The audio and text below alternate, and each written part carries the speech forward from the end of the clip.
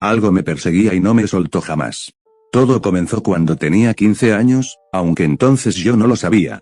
A esa edad uno cree que la noche es un patio de juegos más grande, que las reglas del mundo se suspenden después de la medianoche y que la adrenalina es solo un condimento para las anécdotas que contarás al día siguiente en el colegio. Éramos estúpidos. Éramos felices. Me gustaba salir con ellos. Con Mateo, con Valeria, con Diego y con Lucas. Sobre todo con Lucas.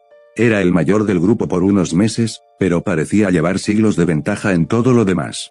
Tenía esa seguridad irritante que tienen algunas personas, esa forma de caminar como si el suelo le perteneciera y él te estuviera haciendo un favor al dejarte pisarlo. Lo queríamos mucho, pero también nos daba miedo. Un miedo bueno, de esos que te empujan a hacer cosas que no harías solo. Nos escapábamos por las noches. Yo tenía la ruta perfecta desde mi habitación, la ventana que daba al patio trasero, el punto ciego de las cámaras que mi padre había instalado después de que unos vecinos reportaran un intento de robo en la cuadra. Primero la ventana, luego el muro bajo junto al limonero, luego la calle oscura donde ya me esperaban. Siempre llevábamos mochilas con latas de aerosol, rotuladores de tinta permanente, alguna linterna y un par de cervezas robadas de las neveras de nuestros padres. No nos interesaba el alcohol tanto como el gesto. La transgresión. La idea de estar haciendo algo que no debíamos, en un lugar donde no debíamos, a una hora que no nos correspondía. Pintábamos por toda la ciudad. Muros abandonados, persianas metálicas de negocios cerrados, algún puente peatonal. Nada demasiado elaborado. Nuestros tags eran torpes, juveniles, llenos de letras infladas y símbolos que creíamos indescifrables. Lo importante era dejar constancia de que habíamos estado allí, de que la noche era nuestra por unas horas antes de que el sol nos devolviera a nuestras camas y a nuestras vidas de estudiantes con deberes sin hacer. Esa noche decidimos ir más lejos. Mateo había encontrado un sitio nuevo. La entrada del túnel del Arroyo Viejo, dijo mientras nos reuníamos en el parque que usábamos como punto de encuentro. La parte de atrás de la fábrica textil abandonada. No hay cámaras, no pasan patrullas casi nunca y el eco del agua hace que no se escuche el ruido de los aerosoles. Valeria frunció el ceño. Siempre era la más cautelosa. ¿Eso no está cerca de la alcantarilla grande? La que dicen que tiene cocodrilos. Eso son leyendas urbanas, respondió Lucas, encendiendo un cigarrillo que le habíamos visto guardar de su padre. No hay cocodrilos en las alcantarillas de una ciudad como esta. Eso pasa en Nueva York, y además es mentira. Dicen que hay gente viviendo ahí, insistió Valeria. Gente peligrosa. Pues les dejamos un mural y nos vamos. No vamos a entrar, solo a pintar la entrada. Lucas ya había empezado a caminar en dirección al túnel. Los demás lo seguimos, como hacíamos siempre. Diego iba a mi lado, en silencio. Era el más callado del grupo, el que nunca ponía objeciones pero tampoco proponía nada. Dibujaba mejor que todos nosotros juntos, eso sí. Sus letras parecían impresas por una máquina.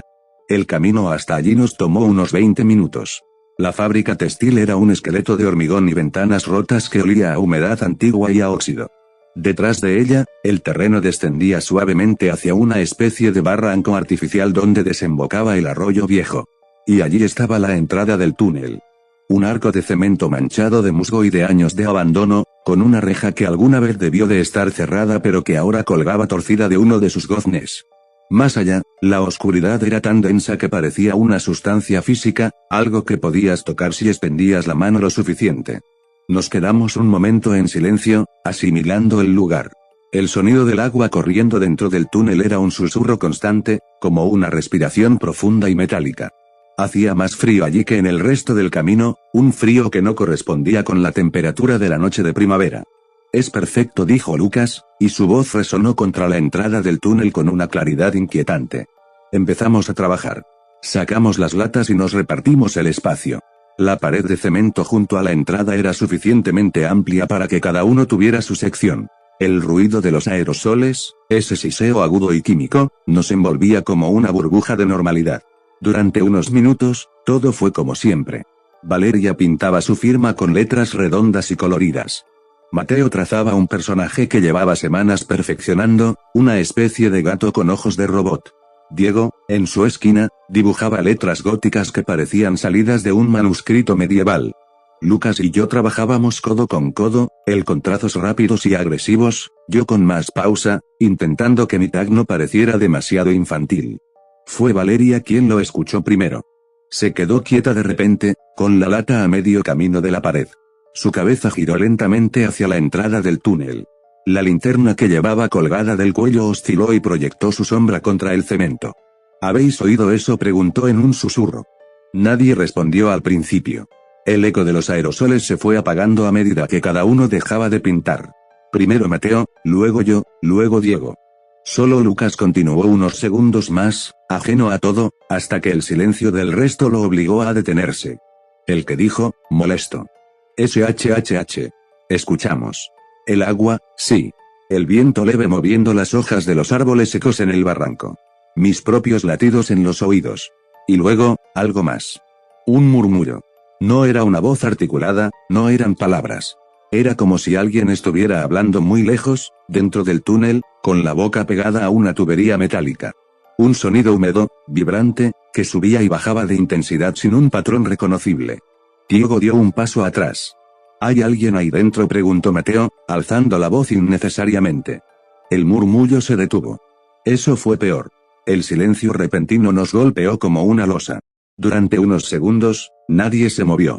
Luego Lucas soltó una risita nerviosa, de esas que usa para demostrar que él no tiene miedo, que el miedo es cosa de los demás. ¿Será el eco del agua, o una rata grande? Este sitio está lleno de tuberías viejas. No era una rata, dijo Valeria, y su voz sonaba más pequeña de lo habitual. Pues vamos a ver. Lucas dio un paso hacia la entrada del túnel. Y entonces volvió a sonar. Esta vez más cerca. El murmullo se había transformado en una especie de arrastre, un roce húmedo contra el cemento, como algo pesado que se movía lentamente por el interior del conducto. Venía de las profundidades, de más allá de donde alcanzaba nuestra vista, y se acercaba con la paciencia de algo que no tiene prisa porque sabe que no puedes escapar. Recuerdo que apunté mi linterna hacia el interior del túnel.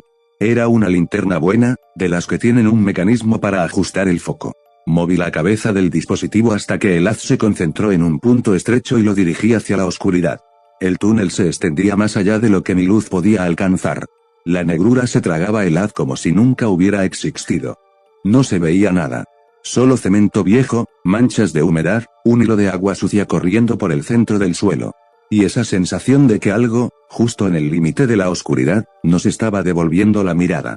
Vámonos, dijo Diego. Era la primera vez en toda la noche que hablaba por iniciativa propia. Esperad, Lucas ya estaba dentro del arco de la entrada. ¿No queréis saber qué es? No respondimos Valeria, Mateo, Diego y yo casi al unísono. Pero Lucas ya había dado otro paso. Conocíamos esa expresión en su cara. Era la misma que ponía cuando nos retaba a cruzar una calle con tráfico o a robar una señal de tráfico. La terquedad hecha carne.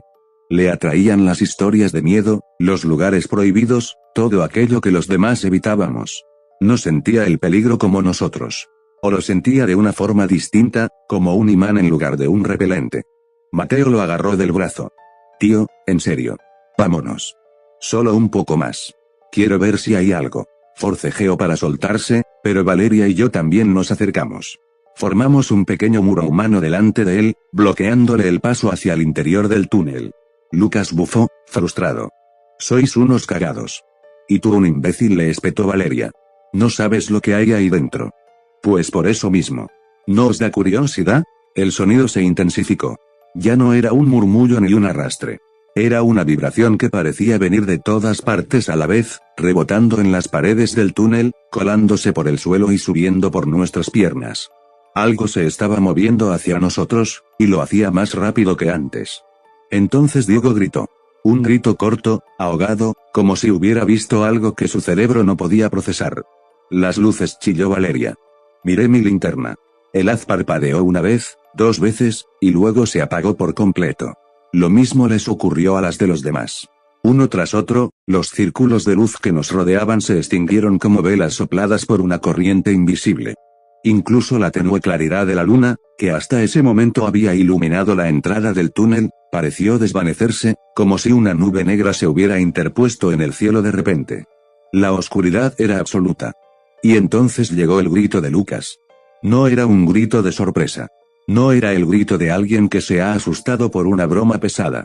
Era un sonido desgarrador, primitivo, que empezó siendo humano y terminó siendo otra cosa. Un aullido de terror puro que se alejó rápidamente de nosotros, perdiéndose en las profundidades del túnel como si algo lo hubiera arrastrado hacia adentro con una fuerza imposible. El sonido de sus pisadas, porque al principio intentó correr, estoy seguro se convirtió en un arrastre, y luego en nada. Silencio. No sé cuánto tiempo nos quedamos paralizados. Segundos, quizá. Minutos, tal vez. El tiempo dejó de tener sentido en esa oscuridad espesa. Recuerdo el sonido de mi propia respiración, entrecortada y ronca. Recuerdo el olor que emanaba del túnel, un olor que antes no estaba allí, una mezcla de tierra mojada, de algo metálico como sangre vieja, y de un hedor dulzón que me recordó al agua estancada donde se pudren las hojas. «Corred», dijo alguien. Creo que fui yo. O tal vez fue Mateo. O Valeria. Corrimos. No recuerdo el camino de vuelta. Tengo imágenes sueltas, como fotogramas de una película dañada. Mis pies tropezando con raíces y piedras, la mano de Valeria aferrada a mi manga, el jadeo de Diego detrás de nosotros, el destello lejano de una farola de la calle que nos indicaba que estábamos cerca de la civilización. En algún momento debimos de saltar una valla, porque al día siguiente tenía un rasguño largo en el antebrazo que no supe explicar. Nos detuvimos 3 calles más allá, junto a un contenedor de basura que olía a pescado podrido. Nos doblamos sobre nuestras rodillas, intentando recuperar el aliento.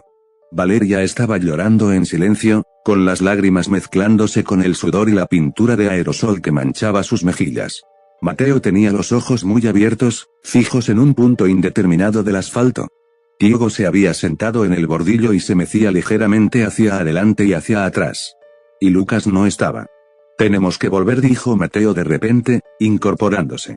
«Tenemos que buscarlo». «¿Con qué?», preguntó Valeria, con la voz rota. «Sin linternas. Sin saber qué cojones ha pasado. ¿Y si eso sigue ahí? No podemos dejarlo». «Ya lo hemos dejado», dijo Diego, sin levantar la vista del suelo. «Lo hemos dejado allí dentro». Sus palabras cayeron como piedras en un pozo. Nadie supo qué responder. Porque tenía razón. Habíamos corrido. Habíamos escapado mientras nuestro amigo gritaba alejándose en la oscuridad. Y ahora estábamos allí, a salvo bajo una farola anaranjada, manchados de pintura y de miedo, sin saber qué hacer. Intentamos usar los teléfonos. Todos teníamos el mismo problema, las pantallas estaban negras. No respondían a los botones, no se encendían, no daban señales de vida. Como si algo hubiera drenado toda la energía de los circuitos. Mateo maldijo y arrojó el suyo contra el suelo. El plástico rebotó en el asfalto sin romperse. «¿Qué hacemos?», pregunté, y mi voz sonó extraña, como si fuera la de otra persona. «No podemos llamar a la policía», dijo Valeria, secándose las lágrimas con el dorso de la mano. «¿Qué les decimos? Que una cosa se llevó a Lucas por una alcantarilla mientras pintábamos grafitis de madrugada. Nos internan. O nos meten en un centro de menores. O algo peor. Mis padres me matan», susurró Diego. «Los míos también», añadió Mateo. «Pero eso ahora da igual. Tenemos que pensar en Lucas». «Lucas ya no está», dijo Valeria, y la dureza de sus palabras nos hizo callar a todos. «No sé qué ha pasado ahí dentro, pero Lucas ya no está. Y si decimos la verdad, nadie nos va a creer. Nadie va a buscar en ese túnel. Van a pensar que le hicimos algo y que nos estamos inventando una historia de miedo para cubrirnos». Era cierto. Éramos 4 adolescentes con las manos manchadas de pintura, en una calle solitaria a las 3 de la madrugada, contando una historia sobre un túnel, una criatura y un amigo desaparecido. La versión oficial sería mucho más mundana, y nosotros seríamos los principales sospechosos. Nos quedamos allí un par de horas. Sentados junto al contenedor, en silencio o hablando en susurros, intentando construir una narrativa que nos protegiera. Decidimos que diríamos que no habíamos visto a Lucas desde el colegio. Que esa noche cada uno había estado en su casa. Que no sabíamos nada de sus planes ni de sus salidas nocturnas. Una mentira simple, fácil de sostener si todos nos apegábamos a ella. Cuando el cielo empezó a clarear por el este, nos pusimos en marcha. Fuimos dejando a cada uno en su casa. Primero a Mateo, que vivía en un edificio de apartamentos con una puerta de garaje que se podía abrir haciendo palanca. Luego a Diego, cuya ventana de la planta baja daba a un patio interior sin rejas. Finalmente acompañé a Valeria hasta su calle. Su casa era la última antes de la mía, un chalet pequeño con un jardín descuidado y un seto que le llegaba a la cintura. Antes de separarnos, me abrazó. Un abrazo largo, de esos que duelen. Sentí su cuerpo temblar contra el mío y sus dedos clavándose en mi espalda como si tuviera miedo de soltarme y desaparecer también. No sé qué hacer, dijo contra mi hombro, con la voz empapada en llanto. No sé qué hacer, joder. No podemos hacer nada. Lo sé, y si vuelve. ¿Y si lo que sea eso viene a por nosotros? No lo sé. No tenía respuestas. Solo tenía miedo. Un miedo que ya no era la adrenalina divertida de las escapadas nocturnas, sino algo más profundo y más frío.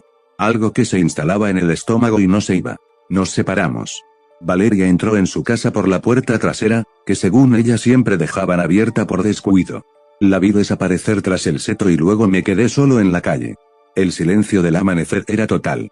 Ni un pájaro, ni un coche a lo lejos. Solo mis pasos sobre la acera y el eco de mi propia respiración. Caminé las 2 calles que me separaban de mi casa. Y fue entonces cuando empecé a sentirlo. Al principio fue una sensación vaga, apenas un cosquilleo en la nuca. La típica impresión de que alguien te observa, esa que todos hemos tenido alguna vez al caminar solos por la noche. Pero esto era distinto. No era una presencia detrás de mí, sino alrededor. Como si la oscuridad misma, esa que se arremolinaba en los portales y bajo los coches aparcados, tuviera ojos. Como si cada sombra fuera un poco más densa de lo que debería. Aceleré el paso sin querer. Miré por encima del hombro varias veces. No vi nada. Solo la calle vacía, las farolas aún encendidas con su luz anaranjada de madrugada, las ventanas cerradas de las casas vecinas. Nada fuera de lo normal. Me repetí a mí mismo que era el shock. El trauma. Mi cerebro intentando procesar lo que habíamos vivido, inventando amenazas donde no las había. Era una explicación razonable. Científica. Adulta. Qué ingenuo fui. Llegué a mi casa y rodeé el edificio hasta el patio trasero. El limonero proyectaba una sombra alargada contra la pared. El muro bajo estaba allí, esperándome. Pero antes de saltar, vi algo. O creí verlo. En la esquina más alejada del patio, donde la luz del amanecer aún no llegaba y las sombras se acumulaban como telarañas negras, había una silueta. No era una forma definida. Era más bien una ausencia de luz, una mancha en la realidad que parecía moverse ligeramente, como si respirara. Se deslizó detrás del tronco del limonero y desapareció antes de que mi cerebro pudiera procesar lo que mis ojos acababan de presenciar. Me quedé paralizado unos segundos. Luego parpadeé, negué con la cabeza y me obligué a mí mismo a saltar el muro. Cerré la ventana de mi habitación con cuidado, corrí las cortinas y me tumbé en la cama sin molestarme en quitarme la ropa. Las sábanas olían a suavizante y a seguridad, a un mundo donde las alcantarillas solo contenían tuberías y agua sucia. Me quedé dormido mientras lloraba. Un sueño pesado, sin imágenes, como caer en un pozo. A la mañana siguiente, el sol entraba a raudales por las rendijas de la cortina. Me desperté con los párpados hinchados y una sed terrible. Mi teléfono, que había dejado sobre la mesilla, estaba encendido. La pantalla mostraba una cascada de notificaciones, mensajes de Mateo, de Valeria, de Diego. El grupo de WhatsApp que teníamos servía de actividad. Antes de que pudiera leerlos, unos golpes en la puerta de mi habitación me sobresaltaron. «¿Estás despierto?», era la voz de mi madre. «Hay alguien en la puerta. Dice que es de la policía. Quiere hablar contigo». El corazón me dio un vuelco. Me incorporé tan rápido que la cabeza me dio vueltas. Cogí el teléfono y abrí los mensajes con manos temblorosas. «Mateo. Ha venido la poli a mi casa. Han preguntado por Lucas. He dicho que no lo vimos desde el cole. Todos igual, ¿vale? Valeria. Aquí también. He dicho lo mismo. No sé si me han creído. Diego. A mí me han despertado mis padres con un policía en el salón. He repetido la historia. No sé qué más hacer». Respiré hondo. El plan seguía en pie. Solo tenía que bajar y repetir lo mismo. Una mentira pequeña para protegernos de una verdad imposible de contar. Bajé las escaleras descalzo, sintiendo el frío de la madera contra las plantas de los pies. En la entrada, junto a la puerta principal que mi madre mantenía entreabierta, había un hombre de mediana edad con traje arrugado y una libreta en la mano. Tenía el pelo canoso y unos ojos cansados que parecían haber visto demasiadas cosas. «Buenos días», dijo con voz neutra. «Soy el oficial Morrison. ¿Puedo hacerte unas preguntas sobre tu amigo Lucas Herrera?» Asentí. Mi madre me miraba desde la cocina, con el ceño fruncido y los brazos cruzados. No sabía nada de nuestras escapadas nocturnas, pero la presencia de un policía en casa la había puesto en alerta. Las preguntas de Morrison fueron las esperadas. ¿Cuándo fue la última vez que vi a Lucas? Si noté algo extraño en su comportamiento, si sabía de algún problema que pudiera tener en casa o en el colegio. Respondí con monosílabos, con frases ensayadas mentalmente durante las horas previas. No lo vi después de clase. No me dijo que fuera a salir. No sé dónde puede estar. El oficial tomaba notas sin mirarme apenas. Cuando terminó, guardó la libreta en el bolsillo interior de su chaqueta y me dedicó una mirada larga, escrutadora. Si recuerdas algo más, cualquier detalle por pequeño que sea, llama a este número, dijo, entregándome una tarjeta. A veces los chicos de tu edad creen que protegen a sus amigos guardando silencio. Pero si Lucas está en problemas, lo mejor que puedes hacer por él es decir la verdad. Asentí de nuevo. Cogí la tarjeta y esperé a que se marchara. Cuando la puerta se cerró tras él, mi madre empezó con su propio interrogatorio. Lo esquivé como pude, refugiándome en la ducha y luego en la rutina de prepararme para el colegio. Esa mañana, mientras me ataba las zapatillas, miré por la ventana de mi habitación. El patio trasero estaba bañado por la luz del sol. El limonero proyectaba una sombra nítida y reconocible. No había siluetas extrañas, ni manchas de oscuridad donde no debía haberlas. Todo parecía normal. Pero en el césped, justo donde la noche anterior había visto aquella forma moverse, había una pequeña zona chamuscada. La hierba estaba mustia, amarillenta, como si algo hubiera drenado la vida de ese pedazo de tierra. No le di importancia entonces. O no quise dársela.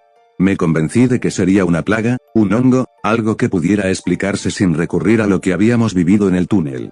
Guardé la imagen en un rincón de mi mente y me fui al colegio con la mochila cargada de libros y de una mentira que empezaba a pesar más que todos ellos juntos. Pasaron los meses. Las autoridades buscaron a Lucas por todas partes. Rastrearon el barrio, interrogaron a vecinos, peinaron zonas boscosas cercanas. Pero nunca buscaron en el túnel. Nadie les dijo que debían buscar allí. Nosotros mantuvimos nuestro pacto de silencio, alimentado por el miedo y por la certeza de que la verdad nos condenaría más que la mentira. El verano llegó y se fue. Las clases empezaron de nuevo. Nos veíamos en los pasillos, en el recreo, en las horas libres. Pero algo había cambiado entre nosotros. Ya no éramos el grupo que se escapaba por las noches a pintar las paredes de la ciudad. Apenas hablábamos de lo ocurrido, y cuando lo hacíamos era en susurros, con frases cortadas a la mitad, con miradas que decían más que las palabras. Yo seguía sintiéndolo. Esa presencia. Esa sensación de ser observado desde la oscuridad. Al principio solo me ocurría por las noches, cuando volvía a casa tarde después de estudiar en la biblioteca o de quedar con alguien.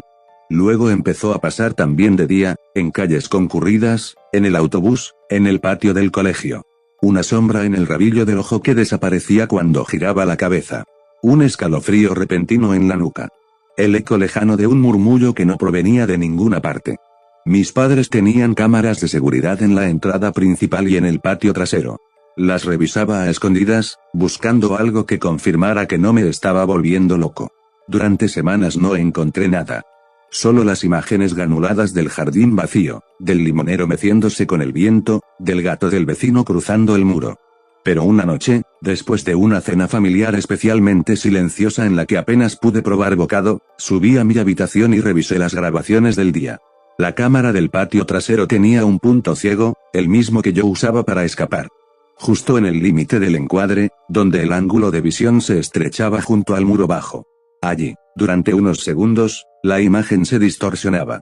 No era un fallo técnico cualquiera. Era como si el aire mismo se espesara, como si algo estuviera interfiriendo con la señal.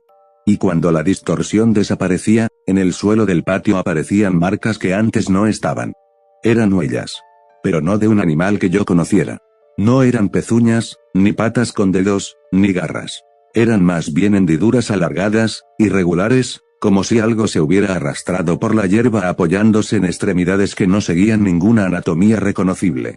La hierba alrededor de las marcas estaba chamuscada, igual que aquella primera vez junto al limonero.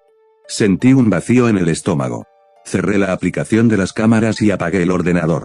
Me tumbé en la cama mirando al techo, escuchando los sonidos nocturnos de la casa, el zumbido de la nevera en la planta baja, el crujido de la madera al enfriarse, el ronquido lejano de mi padre al final del pasillo. Esa noche soñé con el túnel. Con el murmullo que se acercaba. Con el grito de Lucas alejándose para siempre. Y supe, con una certeza que me heló la sangre, que aquello no había terminado. Que lo que habíamos despertado en la alcantarilla aquella noche no se había ido con Lucas. Que nos había seguido a casa. Que nos estaba esperando. A todos. Uno por uno. Mis amigos empezaron a cambiar. Fue algo gradual, casi imperceptible al principio. Mateo, que siempre había sido el bromista del grupo, dejó de hacer chistes. Se volvió callado, huraño.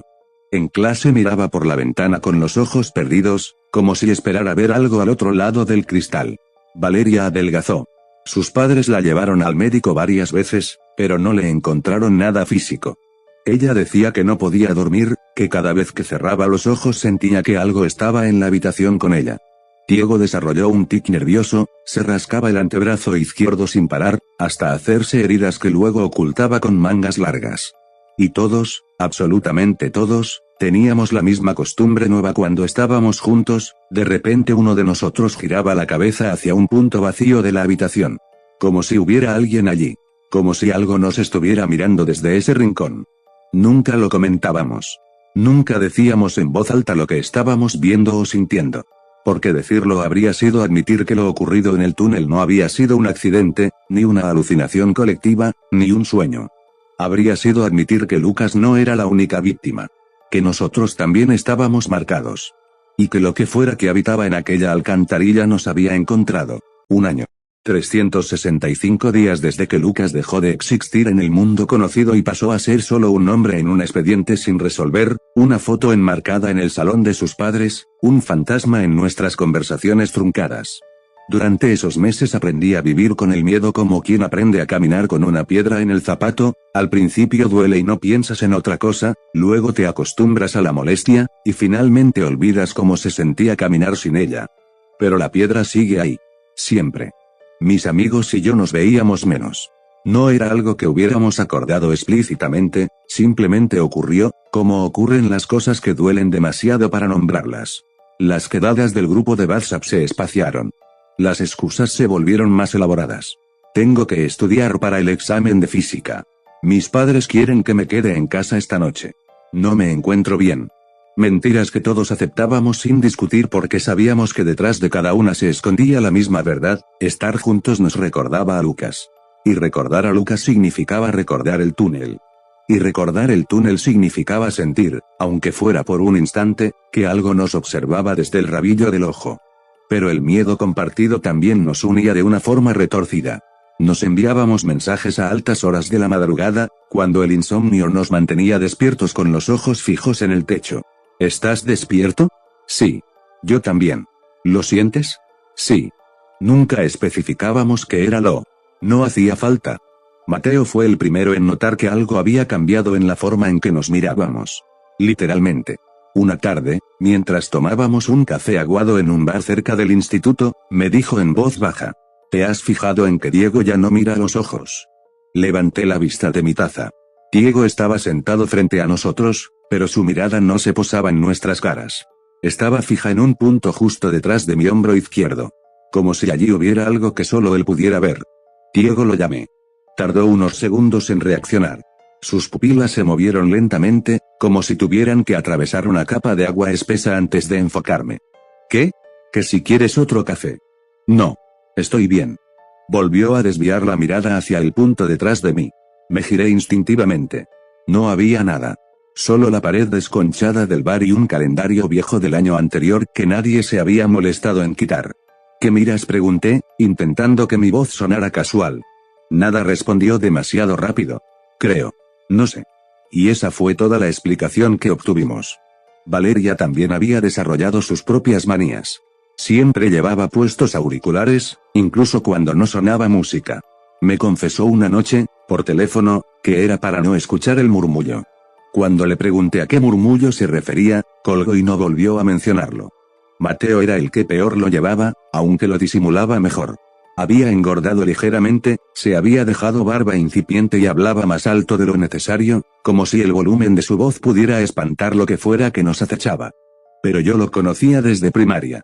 Sabía leer las ojeras bajo sus ojos, el temblor casi imperceptible de sus manos cuando encendía un cigarrillo, la forma en que siempre se sentaba de espaldas a la pared para que nada pudiera sorprenderlo por detrás. Yo también tenía lo mío. No podía dormir sin una luz tenue encendida. Revisaba las grabaciones de las cámaras de seguridad de casa al menos 3 veces al día. Y cada noche, antes de acostarme, Miraba por la ventana de mi habitación hacia el punto ciego del patio trasero. Siempre estaba vacío. Pero la hierba seguía chamuscada en ese lugar, como si nada pudiera crecer allí desde aquella primera noche. El año se deslizó entre nuestros dedos como arena húmeda. Las estaciones cambiaron, las hojas cayeron y volvieron a brotar, y nosotros seguíamos allí, suspendidos en una especie de limbo donde el tiempo pasaba pero nosotros no avanzábamos. Lucas seguía desaparecido. Las autoridades habían archivado su caso como fuga voluntaria después de que unos testigos dijeran haberlo visto en otra ciudad. ¿Eran testigos falsos? Por supuesto. O gente que había confundido a otro chico con él. Pero la policía necesitaba cerrar carpetas, y la nuestra era una historia sin cuerpo, sin pruebas, sin móvil. Perfecta para el olvido burocrático. La noche del aniversario, me desperté sobresaltado a las 3 de la madrugada. No supe por qué al principio. Me quedé inmóvil en la cama, escuchando el silencio de la casa. El zumbido de la nevera.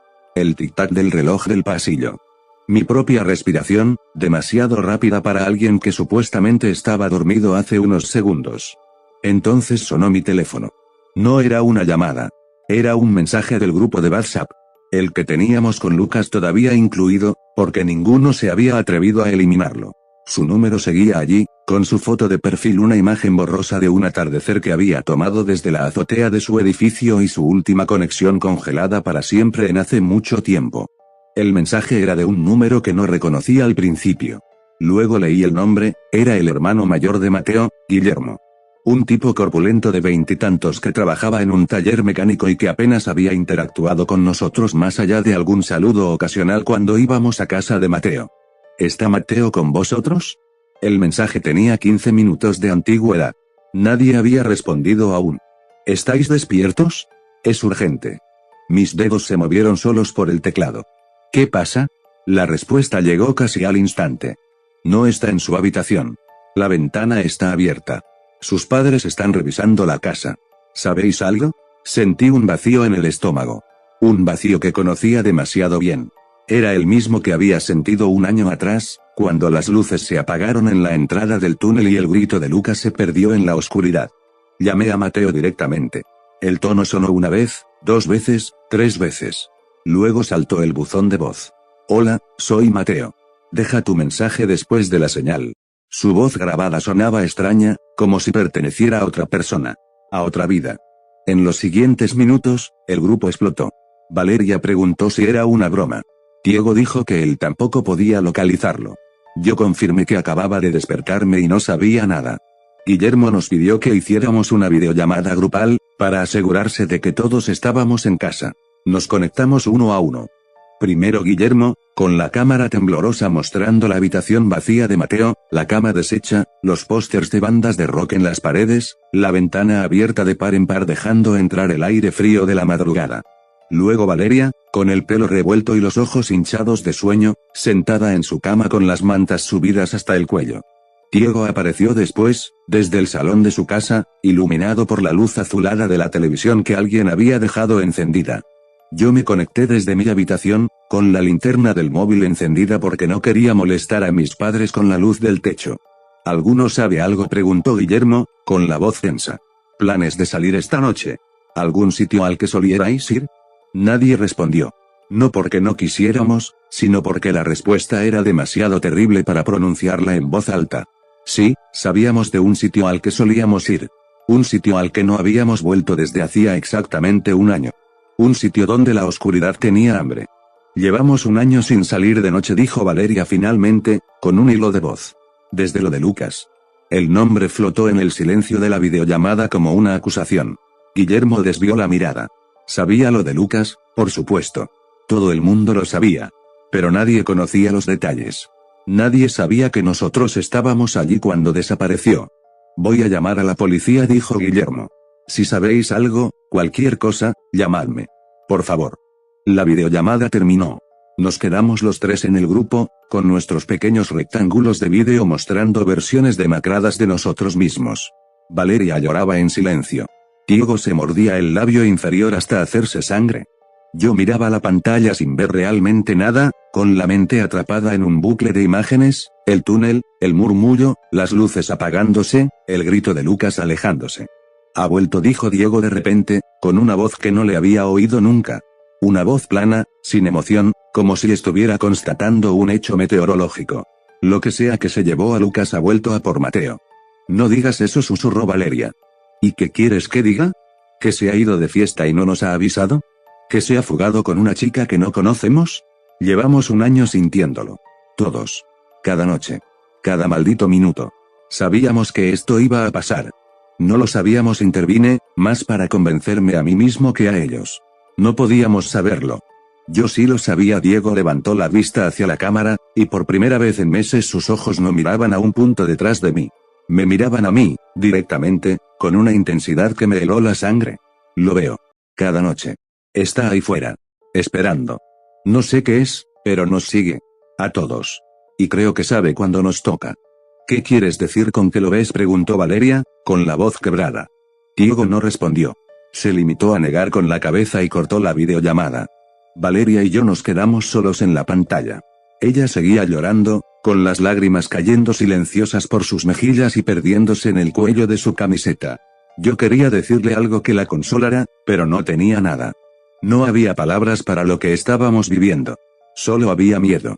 Un miedo antiguo y paciente que nos había estado observando durante todo un año, esperando el momento exacto para recordarnos que nuestra deuda seguía pendiente. ¿Crees que está muerto?, preguntó Valeria. No lo sé. ¿Crees que sufrió? No respondí. Porque si respondía, tendría que imaginar a Mateo en la oscuridad del túnel, arrastrado por algo que no tenía forma humana, gritando como gritó Lucas mientras se alejaba hacia las profundidades. Y si imaginaba eso, no podría seguir fingiendo que mi vida era normal. Que podía ir al instituto, hacer exámenes, comer con mis padres y fingir que el mundo era un lugar seguro donde los adolescentes desaparecían por razones lógicas y explicables. Intenta dormir, le dije finalmente. Mañana sabremos más. No puedo dormir. Hace meses que no puedo dormir de verdad. Cada vez que cierro los ojos, escucho algo. Como un murmullo. Como si alguien estuviera hablando dentro de mi cabeza con una voz que no es humana. Se me erizó la piel. Porque yo también lo escuchaba. No siempre, no todas las noches. Pero cuando el silencio era más profundo, justo en ese umbral entre la vigilia y el sueño, a veces lo oía. Un susurro húmedo, vibrante, que parecía venir de muy lejos y al mismo tiempo de dentro de mi propio cráneo. Nunca se lo había contado a nadie. Creía que era cosa mía, un síntoma más de mi paranoia creciente. A mí también me pasa, confesé. Valeria me miró a través de la pantalla. Sus ojos brillaban con una mezcla de miedo y alivio. El alivio de saber que no estaba sola. Que su locura era compartida. ¿Qué vamos a hacer?, preguntó. No lo sé. Pero tenemos que mantenernos juntos. Los que quedamos. Asintió débilmente. Nos despedimos con promesas vagas de hablar al día siguiente, de estar atentos, de no hacer nada imprudente. Mentiras piadosas que nos contábamos para poder colgar y enfrentarnos en soledad a nuestras propias habitaciones oscuras. Esa noche soñé con el túnel. Otra vez. Pero esta vez no era el grito de Lucas lo que escuchaba alejarse en la oscuridad. Era el de Mateo. Su voz, inconfundible, llamándome por mi nombre una y otra vez mientras algo lo arrastraba hacia las profundidades. Ayúdame. Por favor, ayúdame. No quiero morir aquí. No quiero, y luego el silencio. Ese silencio espeso que lo envolvía todo como una mortaja. Me desperté empapado en sudor, con el corazón golpeándome el pecho como si quisiera escapar de mi cuerpo. Eran las 3 de la madrugada. Otra vez. Miré el teléfono. Tenía 3 llamadas perdidas de Valeria. Y un mensaje suyo. He soñado con Mateo. En el túnel. Gritando. Dime que tú también. Mis dedos temblaban al escribir la respuesta. Sí. El mensaje de Diego llegó unos segundos después, como si hubiera estado esperando a que nosotros habláramos primero. Yo también lo he soñado. Los 3 a la vez. Esto no es normal. No. No lo era. Las pesadillas compartidas no existen. No en el mundo real, no en el mundo de la lógica y la ciencia donde los adolescentes desaparecen por fugas voluntarias y las alcantarillas solo contienen tuberías y ratas. Pero nosotros habíamos dejado de vivir en ese mundo hacía un año. Habíamos cruzado una frontera invisible aquella noche, y ahora estábamos en un lugar donde las reglas eran otras. Donde algo podía meterse en nuestras cabezas mientras dormíamos y mostrarnos exactamente lo que quería que viéramos. Mateo no apareció al día siguiente. Ni al otro. Ni a la semana siguiente. La policía volvió a visitarnos. El oficial Morrison, el mismo de la vez anterior, me hizo las mismas preguntas con el mismo tono cansado. Respondí con las mismas mentiras ensayadas. No, no lo vi esa noche. No, no sé dónde puede estar. No, no teníamos planes de vernos. Mientras hablaba, sentía la tarjeta que me había dado un año atrás en el bolsillo de mis vaqueros. No la había tirado. No sabía por qué. Esta vez la investigación fue más intensa. 2 desapariciones de adolescentes del mismo grupo de amigos en menos de un año no podían ser coincidencia. Los medios locales empezaron a interesarse. Una periodista joven con gafas de pasta y un blog de notas amarillo se presentó en la puerta del instituto y nos abordó a Valeria y a mí cuando salíamos. Quería saber si había alguna conexión entre Lucas y Mateo. Si compartían algún secreto. Si conocíamos a alguien que pudiera querer hacerles daño. Eran amigos, respondió Valeria, con la mirada fija en el suelo. Solo eso. Amigos. ¿Y no se os ocurre ninguna razón por la que alguien quisiera? No la interrumpí, con más brusquedad de la necesaria. No se nos ocurre nada. Disculpe, tenemos que irnos. La periodista nos siguió con la mirada mientras nos alejábamos. Supe, por la forma en que fruncía el ceño y garabateaba algo en su blog, que no nos creía. Nadie nos creía. Y lo peor era que no podíamos culparlos. Nuestra historia oficial era un castillo de naipes a punto de derrumbarse con la más mínima brisa. Los días se convirtieron en semanas. Las semanas en meses. La vida continuaba a nuestro alrededor como si nada hubiera pasado, las clases, los exámenes, las cenas familiares, los fines de semana aburridos viendo la televisión. Pero nosotros 3 nos movíamos en una realidad paralela, una donde cada sombra era una amenaza potencial y cada ruido nocturno era el preludio de algo terrible. Diego fue el primero en irse. Sus padres, preocupados por su creciente deterioro, había perdido casi 10 kilos, se rascaba los brazos hasta hacerse costras, apenas hablaba, decidieron que un cambio de aires le vendría bien. Su tía vivía en otro estado, a más de 1000 kilómetros de distancia. Allí podría terminar el instituto, empezar de cero, dejar atrás todo lo que le recordaba a Lucas y a Mateo. O eso creían sus padres. La noche antes de irse, me llamó. Su voz sonaba extrañamente tranquila, como la de alguien que ha aceptado su destino y ya no lucha contra él. No va a servir de nada, dijo. Irme, digo. Esto no se queda atrás. Esto va contigo. No digas eso. Quizás un cambio de entorno. Lo veo todas las noches, tío. No importa dónde esté. Cierro los ojos y está ahí. En el rincón de la habitación. Detrás de la puerta. Fuera de la ventana. No tiene forma, no sé cómo explicarlo. Es como, una sombra que no proyecta nadie. Una oscuridad más oscura que las demás. Y me mira. No tiene ojos, pero sé que me mira. Sabe quién soy. Sabe lo que hicimos. No hicimos nada malo, protesté, aunque mis palabras sonaron huecas incluso para mí. Entramos en su casa, dijo Diego, y era la primera vez que lo oía referirse a la alcantarilla en esos términos. Cruzamos la entrada. Despertamos algo. Y ahora nos está cobrando la deuda. Uno por uno. Primero Lucas. Luego Mateo. Luego. No sigas. Luego yo, concluyó, ignorándome. O Valeria. O tú. No sé el orden. Pero sé que nos tocará a todos. ¿Porque no se lo contamos a alguien? A la policía, a nuestros padres, a cualquiera. ¿Y decirles qué? Que una cosa que no sabemos qué es nos persigue desde una alcantarilla. Que soñamos lo mismo las mismas noches. Que oímos murmullos que no existen. Nos encerrarían. O nos medicarían hasta convertirnos en zombies. O ambas cosas. No hay nadie que pueda ayudarnos porque nadie sabe qué es eso. Y los que lo saben, si es que existen, no están en nuestro mundo. Están en el suyo. En el de las sombras. Diego se fue a la mañana siguiente. Su madre nos envió una foto al grupo, él sentado en el asiento trasero del coche, mirando por la ventanilla con los ojos vacíos, mientras la ciudad se alejaba en el retrovisor. No sonreía. No dijo adiós. Simplemente se dejó llevar. Andrés, el cuarto del grupo original, siempre se me olvida mencionarlo porque era el más discreto, el que apenas hablaba pero siempre estaba allí, tomó una decisión similar. Sus padres estaban divorciados y él vivía con su padre en nuestra ciudad. Después de lo de Mateo, su madre, que vivía a varios estados de distancia, insistió en que fuera a vivir con ella. Por su seguridad, dijo. Como si la seguridad fuera algo que todavía existiera para nosotros. Andrés se fue sin hacer ruido, como había vivido. Un día estaba en clase, y al siguiente su pupitre apareció vacío. Nos envió un mensaje escueto al grupo: me voy con mi madre. Cuidaos y luego nada más. No respondió a nuestras preguntas, no quiso hacer videollamadas de despedida. Simplemente se evaporó de nuestras vidas con la misma discreción con la que había formado parte de ellas. Valeria y yo éramos los últimos.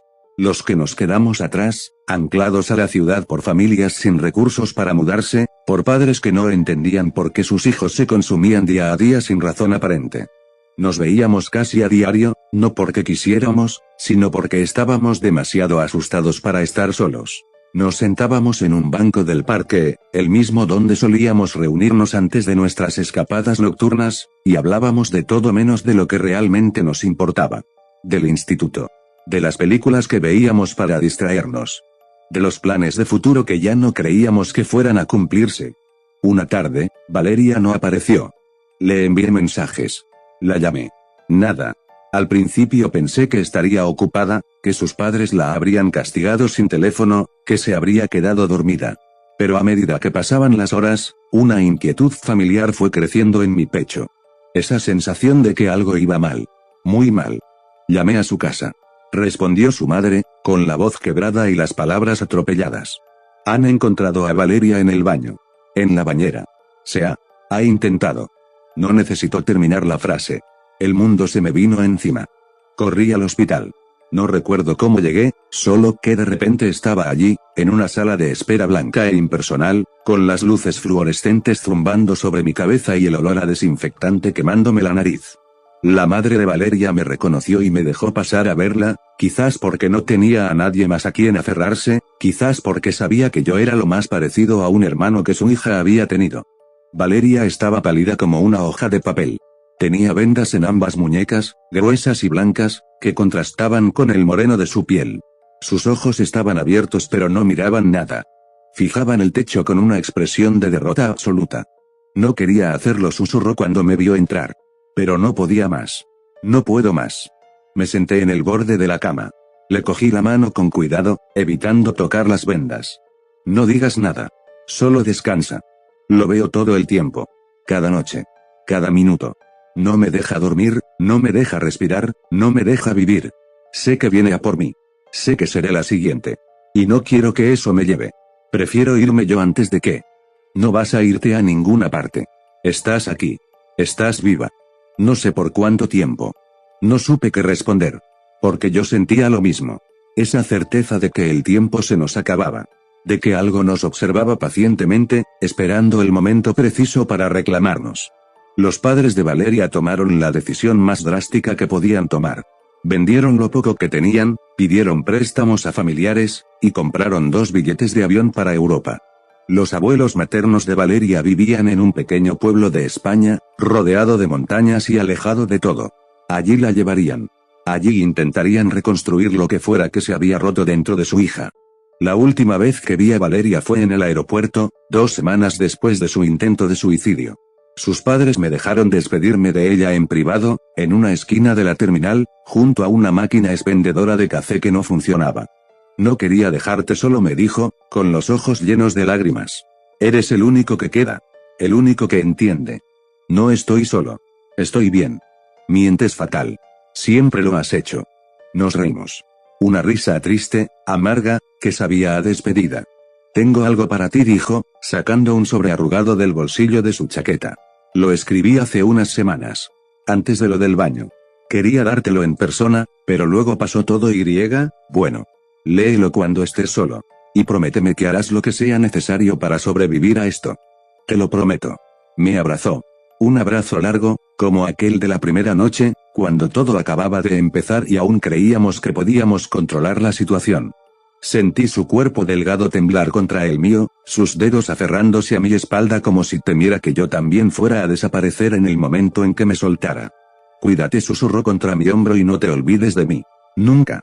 La vi alejarse por el control de seguridad, con sus padres flanqueándola como 2 guardaespaldas exhaustos. Antes de desaparecer tras la esquina, se giró una última vez. Nuestras miradas se encontraron a través de la multitud de viajeros y maletas y despedidas ajenas. Supe, en ese instante, que ella también lo sabía, esto no había terminado. La distancia no nos salvaría. Lo que nos perseguía no entendía de fronteras ni de océanos. Estaba dentro de nosotros, arraigado como una semilla plantada aquella noche en la entrada del túnel. Esa noche, solo en mi habitación, abrí el sobre de Valeria. Dentro había una carta manuscrita, con su letra redonda y cuidada de siempre. Olía a su perfume, a ese aroma dulzón que siempre llevaba puesto. Me senté en la cama, bajo la tenue luz de la lámpara, y empecé a leer. Hola. Sé que esto es raro. Hoy ya nadie escribe cartas, y menos gente de nuestra edad. Pero hay cosas que no me atrevo a decir en voz alta. Cosas que, si las dijera mirándote a los ojos, me rompería en pedazos antes de terminar la primera frase. Así que te las escribo. Si estás leyendo esto, es porque ya no estoy. No sé si lo habré conseguido o si me habrán encontrado a tiempo. Si ha sido lo primero, espero que al menos el sufrimiento haya terminado. Si ha sido lo segundo, estaré en algún lugar lejos de aquí, intentando reconstruir algo que ya no tiene arreglo. He estado viendo algo. No sé cómo describirlo, porque no es una persona. No tiene una forma humana. No sé qué es. Parece una sombra, pero no como las que proyectamos cuando nos da la luz. Es más densa. Como una nube negra, pero no flota, se arrastra. O se desliza. No encuentro la palabra exacta. No tiene pies. No tiene patas. No sé qué son esas cosas con las que se mueve. Sus extremidades, no son extremidades. Son como tentáculos, pero no blandos. Son rígidos y torcidos, como raíces de un árbol muerto. Y sus manos, si es que pueden llamarse manos, no se parecen a nada que hayamos visto antes. Tienen demasiados dedos. O quizás ninguno. Cada vez que intento fijarme en ellas, mi cerebro se niega a procesarlo. Es como si mirara algo que no debería existir y mi mente decidiera protegerme difuminándolo. Lo veo por las noches. Siempre en el mismo sitio, en la esquina de mi habitación, junto al armario. Se queda allí, inmóvil, observándome. No sé si tiene ojos. No sé cómo me mira. Pero sé que me mira. Sabe quién soy. Sabe lo que hicimos aquella noche. Al principio creí que era mi imaginación. Un trauma, como dicen los psicólogos. Una forma de mi cerebro de procesar lo de Lucas y lo de Mateo. Pero luego empecé a encontrar pruebas. Marcas en el suelo, junto a la esquina donde lo veo. La madera está arañada, como si algo la hubiera rozado repetidamente. Mis padres dicen que serán las ratas, o la humedad, o el paso del tiempo. Pero yo sé que no. Yo sé que es él. Ello. Lo que sea. Todo esto me ha superado. No puedo más. Cada noche es un martirio. Cada minuto que estoy despierta es una tortura. Y cuando duermo, sueño con el túnel. Con el murmullo. Con los gritos de Lucas y de Mateo alejándose en la oscuridad. Sé que vendrá por mí. No sé cuándo, pero sé que lo hará y no quiero enfrentarme a ello. No quiero que eso me arrastre como los arrastró a ellos. Prefiero terminar yo antes de que eso termine lo que empezó. Espero que tú también puedas escapar. De verdad. Eres el más fuerte de todos nosotros, aunque no lo creas. Siempre has sido inteligente, siempre has sabido ver cosas que los demás no veíamos. Por eso te escribo esto a ti y no a Diego ni a Andrés. Porque sé que tú descubrirás algo que nosotros no encontramos. Algo que pueda explicar qué es esto, de dónde viene, cómo detenerlo. O al menos cómo sobrevivir. Ten mucho cuidado. No sé si esto te sigue a ti también. Supongo que sí. Supongo que nos sigue a todos, a su manera, esperando el momento adecuado. Si algún día vuelves a ese túnel porque sé que lo harás, sé que intentarás encontrar respuestas, no vayas solo. No cometas el mismo error que cometimos aquella noche. Te quiero. Siempre te he querido, aunque nunca supe cómo decírtelo. Eras mi mejor amigo. Eras la única persona que me hacía sentir segura en un mundo que dejó de serlo hace mucho tiempo. Cuídate mucho y no te olvides de mí. Valeria. Leí la carta 3 veces. La primera con los ojos. La segunda con el corazón. La tercera con el miedo atenazándome la garganta. Porque Valeria había visto más que yo. Mucho más. Ella había visto a la criatura. La había descrito con un detalle que me heló la sangre, con palabras que revelaban un horror que yo solo había intuido en sueños y en sombras fugaces. Mientras yo solo sentía su presencia, su mirada desde la oscuridad, ella había tenido que soportar su aparición noche tras noche, en la esquina de su propia habitación, sin poder hacer nada más que esperar. Y ahora yo estaba solo. Diego en otro estado. Andrés en otro. Valeria cruzando el océano.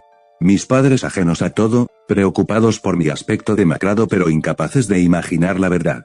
La policía investigando 2 desapariciones sin resolver, sin saber que la respuesta estaba bajo sus pies, en una alcantarilla a la que nadie prestaba atención.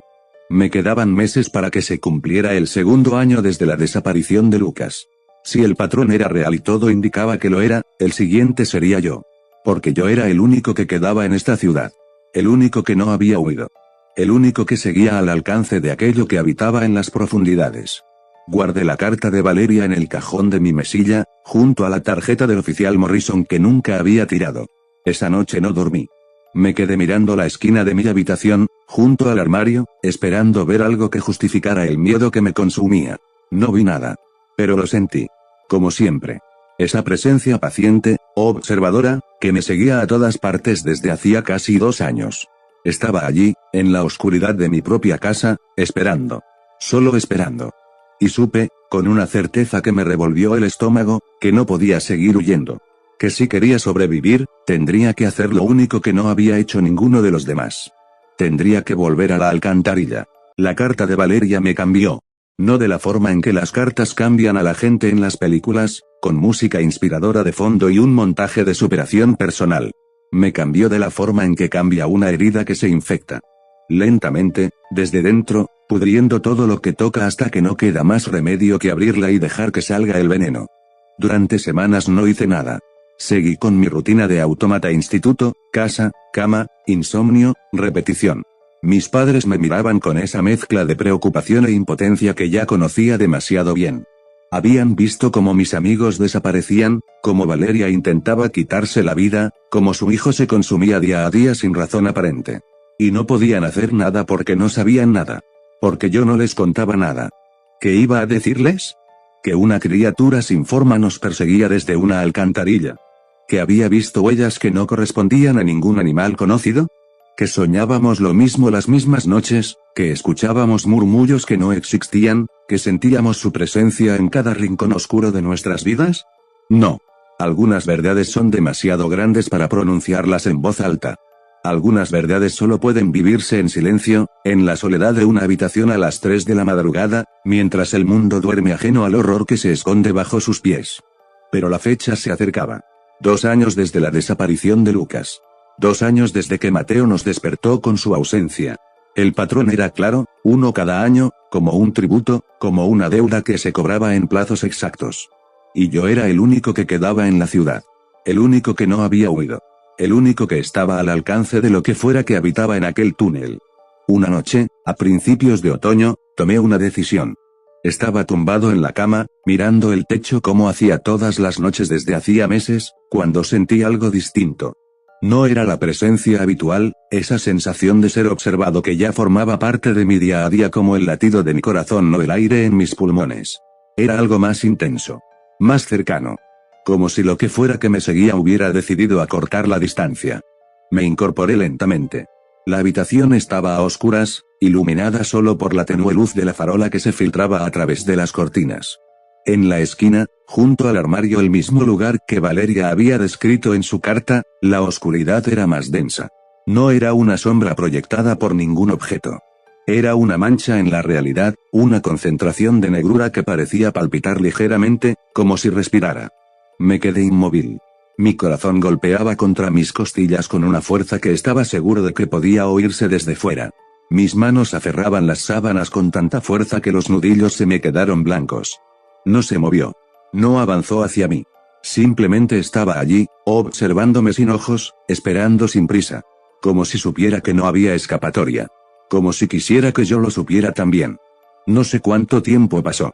Los segundos se estiraban como goma, cada uno más largo que el anterior. En algún momento, la mancha comenzó a disiparse, diluyéndose en la oscuridad normal de la habitación como tinta en agua.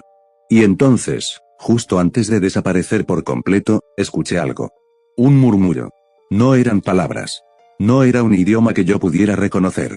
Era un sonido húmedo y vibrante, como si alguien estuviera hablando dentro de una tubería metálica, con una voz que no estaba hecha para gargantas humanas. El mismo sonido que habíamos escuchado aquella noche en la entrada del túnel. El mismo que Valeria oía cada noche antes de dormir. El mismo que me perseguía en mis pesadillas. Y entonces, tan repentinamente como había aparecido, se fue. La habitación volvió a ser solo una habitación. La esquina junto al armario estaba vacía. La luz de la farola dibujaba sombras normales en la pared. Todo había vuelto a la normalidad. Pero yo sabía que eso era una ilusión. La normalidad se había roto hacía 2 años, y ya no había forma de repararla. Esa noche no dormí.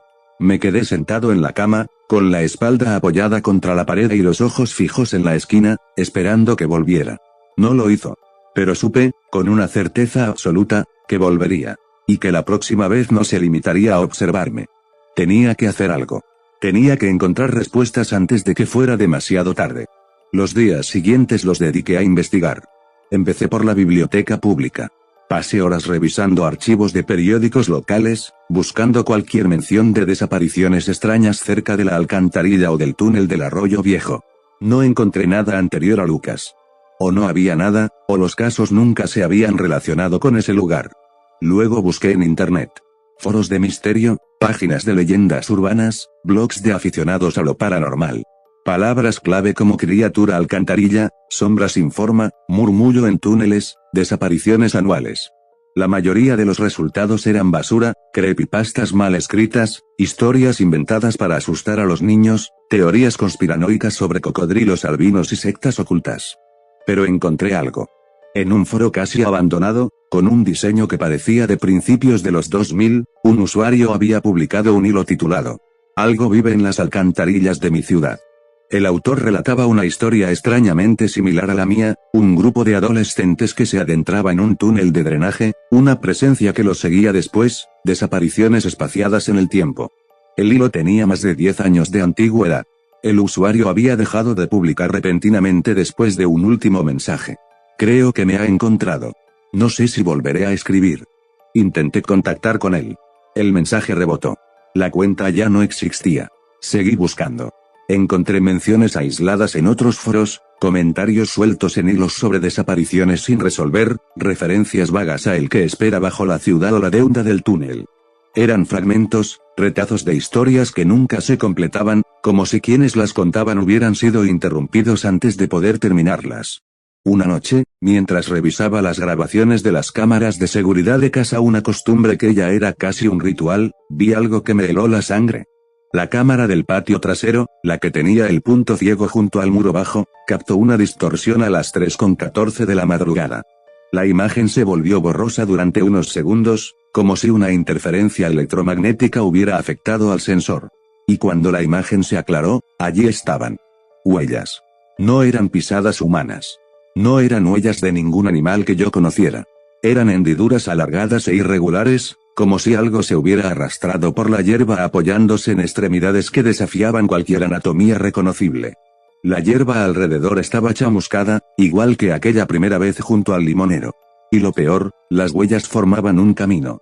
Un camino que iba desde el punto ciego del muro hasta la ventana de mi habitación. Allí se detenían.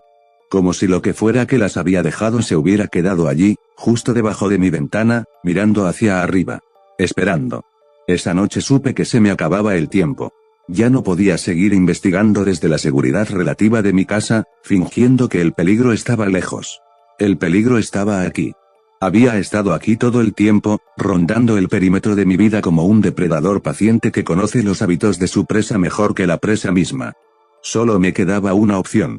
La que había estado evitando desde el principio. La alcantarilla. Elegí una noche sin luna. No fue una decisión consciente, simplemente ocurrió que el cielo estaba cubierto de nubes espesas que ocultaban cualquier atisbo de claridad. Como si la ciudad misma conspirara para envolverme en la oscuridad que tanto temía. Me preparé como pude. Cogí la linterna que había comprado para reemplazar la que se apagó aquella noche, una linterna nueva de las que se anunciaban como irrompibles y a prueba de agua. Metí en la mochila una navaja multiusos que había pertenecido a mi abuelo, un teléfono completamente cargado, aunque sabía que probablemente no funcionaría allí dentro, y una copia de la carta de Valeria. No sabía por qué llevaba la carta.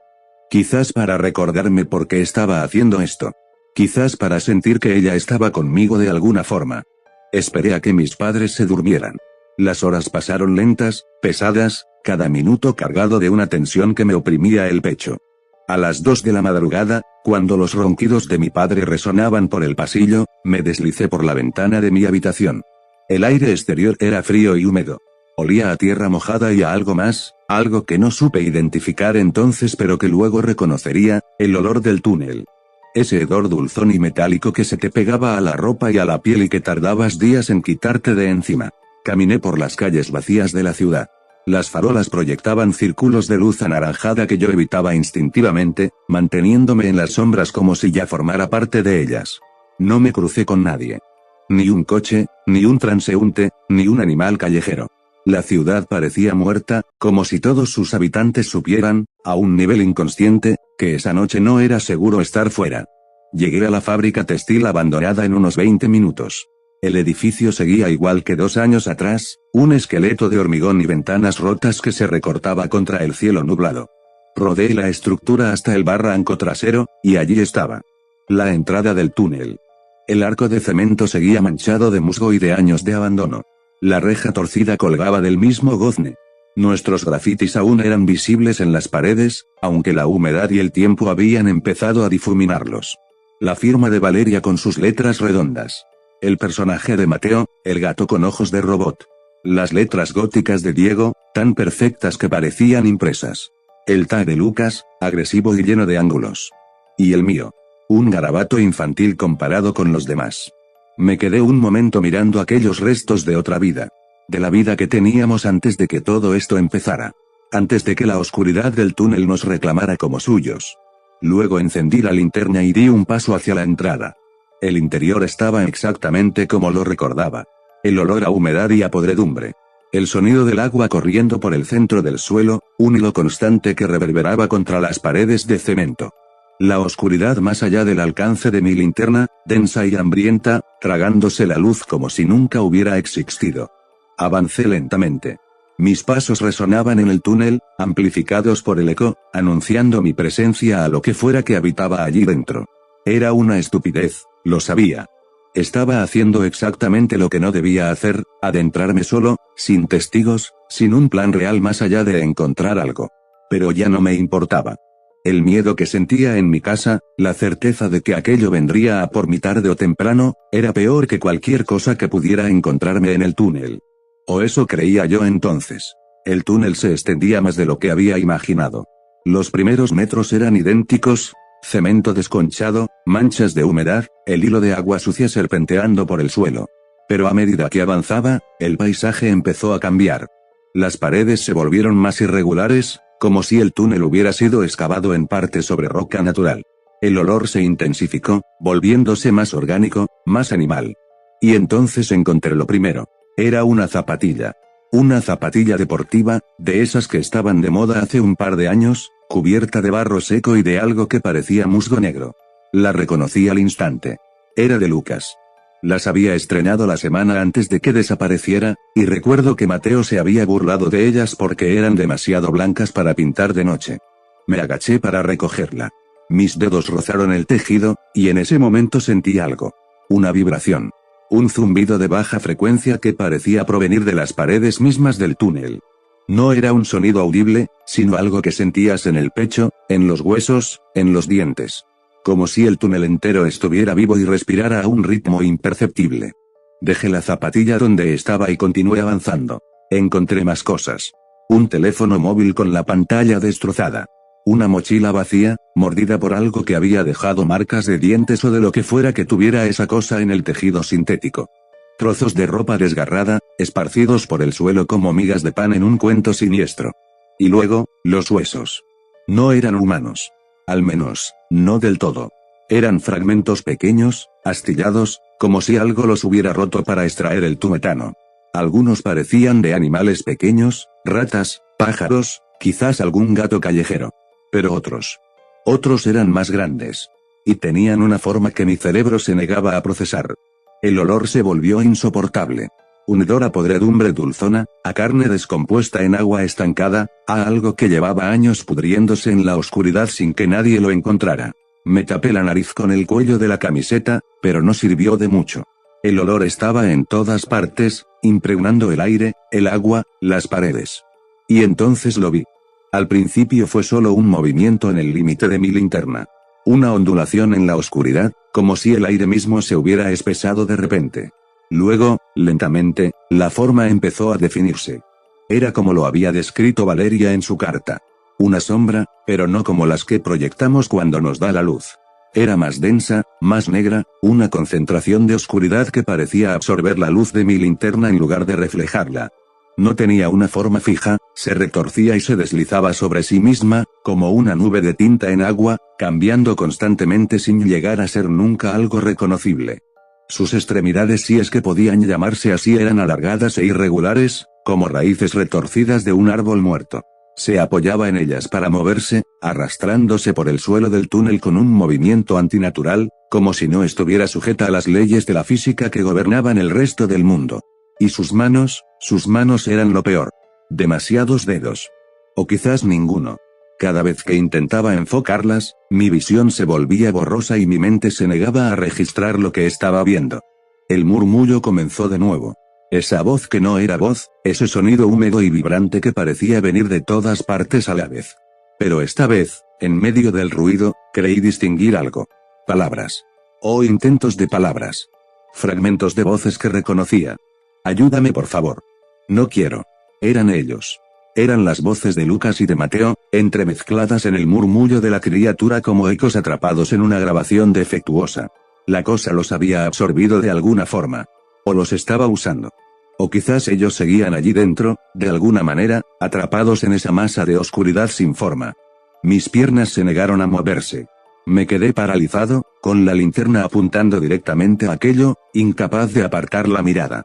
La criatura se detuvo a unos metros de mí. No avanzó. Simplemente se quedó allí, observándome sin ojos, esperando. Y entonces entendí. No me había atacado porque aún no era mi turno.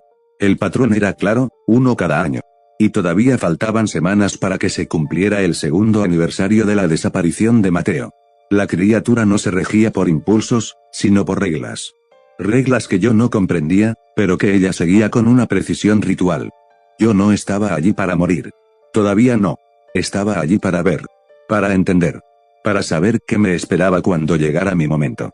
La criatura se desvaneció lentamente, diluyéndose en la oscuridad del túnel como si nunca hubiera estado allí. El murmullo se apagó gradualmente, dejando solo el sonido del agua corriendo y el latido ensordecedor de mi propio corazón. No recuerdo cómo salí de allí. Tengo imágenes sueltas, como fotogramas de una película dañada, mis pies tropezando con los huesos del suelo, mis manos raspándose contra las paredes de cemento, el haz de la linterna oscilando descontrolado mientras corría hacia la salida. En algún momento tropecé y caí de bruces sobre el agua sucia, y cuando me levanté, algo me agarró del tobillo. Fue un contacto breve, apenas un roce. Pero el tacto de aquello. No era una mano. No era una garra. No era nada que hubiera tocado antes. Era viscoso y frío, y al mismo tiempo quemaba como si estuviera cubierto de ácido. Me solté de una patada, impulsado por una adrenalina que no sabía que poseía, y seguí corriendo sin mirar atrás. La entrada del túnel apareció ante mí como una boca de luz grisácea. Salí disparado al exterior, jadeando, con el corazón a punto de estallarme en el pecho. No me detuve hasta llegar a las calles iluminadas de la ciudad, donde las farolas anaranjadas me devolvieron a una realidad que ya no me parecía real. Me derrumbé junto a un contenedor de basura, el mismo donde nos habíamos reunido aquella primera noche. Vomité hasta que no me quedó nada en el estómago. Mis manos temblaban tanto que apenas podía sostener la linterna. Y cuando finalmente reuní el valor para mirar mi tobillo, vi la marca. En el pantalón vaquero, justo donde aquello me había agarrado, había una huella. No era una mano, ni una pata, ni nada reconocible. Era una marca alargada e irregular, de un color negruzco que parecía haberse fundido con el tejido. La toqué con la punta de los dedos. Estaba viscosa, y desprendía un olor a podredumbre y muerte que reconocí al instante, era el olor del túnel. Llegué a casa cuando el cielo empezaba a clarear. Me colé por la ventana de mi habitación y me encerré en el baño. Me quité la ropa y la metí en una bolsa de basura, incapaz de soportar el olor que desprendía. Me duché con agua casi hirviendo, frotándome la piel hasta dejarla enrojecida, intentando arrancar cualquier rastro de aquel contacto. Esa noche no soñé con el túnel. Soñé con las voces. Con Lucas y Mateo pidiendo ayuda desde dentro de aquella cosa, atrapados en una oscuridad de la que no podían escapar. Y supe, con una certeza que me heló hasta los huesos, que ese sería mi destino si no encontraba la forma de romper el patrón. Los meses siguientes fueron una cuenta atrás silenciosa. Mis padres, desesperados por mi evidente deterioro, aceptaron la propuesta de mi hermano mayor. Él se había mudado años atrás a otro estado, había conseguido un trabajo estable y había comprado una casa modesta en las afueras de una ciudad pequeña. Que venga a vivir conmigo, les dijo por teléfono. Un cambio de aires le vendrá bien. Aquí puede terminar el instituto, empezar de cero. Supliqué durante semanas. No tuve que fingir desesperación, porque era real. Cada noche que pasaba en esa casa, en esa ciudad, sentía que el tiempo se me escapaba entre los dedos como arena. La fecha se acercaba. La criatura se aparecía cada vez más cerca, primero en el patio trasero, luego en el pasillo de mi casa, finalmente en la esquina de mi propia habitación. Siempre inmóvil. Siempre observando. Siempre esperando. Mis padres cedieron. No sé si fue porque vieron algo en mis ojos que les asustó, o porque simplemente se quedaron sin recursos para ayudarme. El caso es que una fría mañana de invierno, metí mis cosas en una maleta y me subí al coche de mi hermano. Mi madre lloró. Mi padre me dio un abrazo torpe y me dijo que me cuidara. Yo les prometí que llamaría todas las semanas. Mi última noche en esa ciudad fue la peor. Me desperté a las 3 de la madrugada, sobresaltado por un grito. Mi propio grito, atrapado en mi garganta. Estaba empapado en sudor, con el corazón galopando en el pecho. La pesadilla había sido tan vívida que aún podía oler el hedor del túnel en el aire de mi habitación. Me incorporé lentamente. Y entonces lo vi. Estaba en la puerta de mi habitación. No en la esquina junto al armario, como de costumbre. No fuera de la ventana, observando desde la distancia. Estaba en la puerta, bloqueando la única salida, a menos de 2 metros de mi cama. La criatura era más grande de lo que recordaba. O quizás la oscuridad de la habitación la hacía parecer más imponente. Su masa informe ocupaba todo el marco de la puerta, rezumando una negrura que parecía absorber la poca luz que entraba por la ventana. Sus extremidades se extendían por las paredes y el suelo como raíces de un árbol enfermo. Y su murmullo. Su murmullo llenaba la habitación como agua sucia, ahogando cualquier otro sonido. Grité. Grité con todas mis fuerzas, con una voz que no reconocí como mía. Grité hasta que mi garganta ardió y mis pulmones se vaciaron. Mis padres llegaron corriendo en cuestión de segundos. Mi madre encendió la luz del pasillo, y el resplandor repentino inundó mi habitación. No había nada. La puerta estaba vacía. El marco de la puerta, despejado. La criatura se había desvanecido en el instante en que la luz tocó la oscuridad. Pero en el suelo, justo donde había estado, había marcas. Hendiduras en la madera, como si algo pesado se hubiera arrastrado por allí. Y un olor persistente, débil pero inconfundible, a podredumbre y agua estancada. Mi madre dijo que seguro que había sido yo con los zapatos llenos de tierra. Que no me preocupara, que eran cosas del estrés de la mudanza, que todo iría bien. Mi padre no dijo nada. Solo me miró con una expresión que no le había visto nunca. Una mezcla de miedo y de incomprensión. Como si acabara de ver algo que no encajaba en su visión del mundo y no supiera qué hacer con ello. A la mañana siguiente, me fui. Los años pasaron. Me mudé con mi hermano, terminé el instituto, encontré un trabajo mediocre en una oficina mediocre, conocí a una mujer maravillosa que inexplicablemente decidió casarse conmigo. Tuvimos una hija. Compramos una casa con jardín. Hice todo lo que se supone que debe hacer una persona normal para construirse una vida. Pero la normalidad era una fachada. Una pintura fresca sobre una pared podrida. Porque nunca dejé de verlo.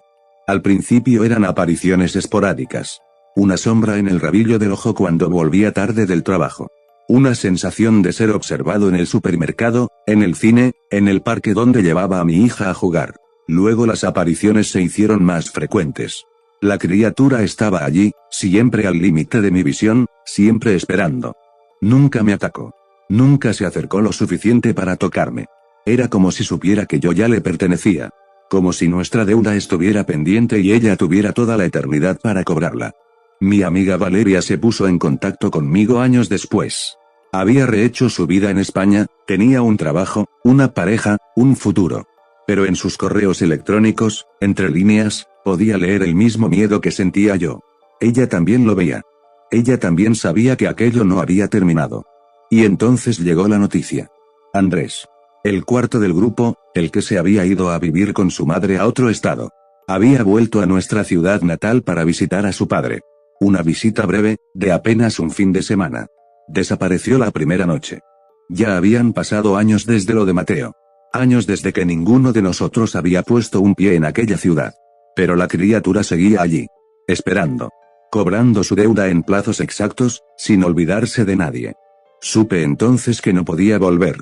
Que si algún día pisaba de nuevo aquella ciudad, aquel túnel, aquella alcantarilla, la criatura reclamaría lo que consideraba suyo. Mi turno había sido pospuesto, no cancelado. Mi huida me había comprado tiempo, pero no me había liberado. Ahora escribo esto desde el salón de mi casa, con mi hija durmiendo en su habitación y mi esposa viendo la televisión en el sofá. Es de noche. Fuera, la oscuridad se arremolina contra las ventanas como un animal hambriento. Y en el jardín trasero, junto al árbol que plantamos cuando nos mudamos, hay una sombra que no proyecta nadie. Me observa. Siempre me observa. Mi esposa dice que son imaginaciones mías. Que el estrés, que el trauma de lo que viví de adolescente, que debería ir a terapia. Mis amigos, los pocos que me quedan, piensan que estoy algo loco. Pero algunos, cuando vienen a casa y miran por la ventana del jardín, se quedan callados de repente. Ven las huellas en la hierba, esas hendiduras alargadas que no corresponden a ningún animal conocido. Ven la zona chamuscada junto al árbol, donde nada crece desde hace años y no dicen nada, pero sus ojos me lo confirman todo. No estoy loco. Lo que despertamos en aquella alcantarilla cuando teníamos 15 años sigue aquí. Nos ha seguido a todos, a su manera, esperando el momento adecuado para reclamarnos. Uno por uno. En plazos que solo ella conoce. No sé cuándo será mi turno. No sé si alguna vez lo sabré. Pero cada noche, antes de dormir, miro por la ventana del jardín. Y allí está. Inmóvil. Paciente. Eterna. Algo nos marcó en esa alcantarilla. Y la deuda sigue pendiente.